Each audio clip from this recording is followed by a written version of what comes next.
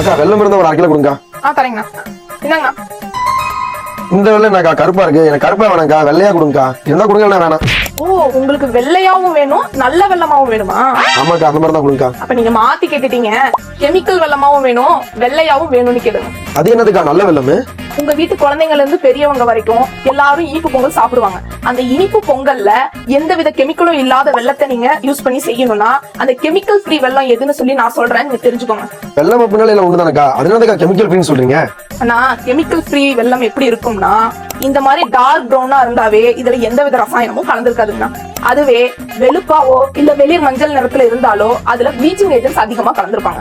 வெள்ளத்தோட சின்ன துண்டை நீங்க சாப்பிட்டு பார்த்தாவே போதும்னா அதுல இனிப்பு சுவையா இருந்துச்சுன்னா அதுல எந்தவித கெமிக்கலும் கலந்துருக்க மாட்டாங்க. அதுவே உப்புத்தன்மையாவோ இல்ல கசப்பாவோ இருந்துச்சு அப்படின்னா அதுல கெமிக்கல் கலந்துருக்காங்கன்னு அர்த்தம். வெள்ளத்தோட மேல் பகுதியில பளபளப்பா இருந்துச்சு அப்படின்னா அதுல சுகர் சேர்த்திருப்பாங்கன்னு அர்த்தம். வெள்ளத்தை தண்ணியில கரைச்சு பார்த்தா அடியில மண்ணு இல்ல தூசி இல்லாம இருந்துச்சுன்னா அது சுத்தமான வெள்ளம் தான்.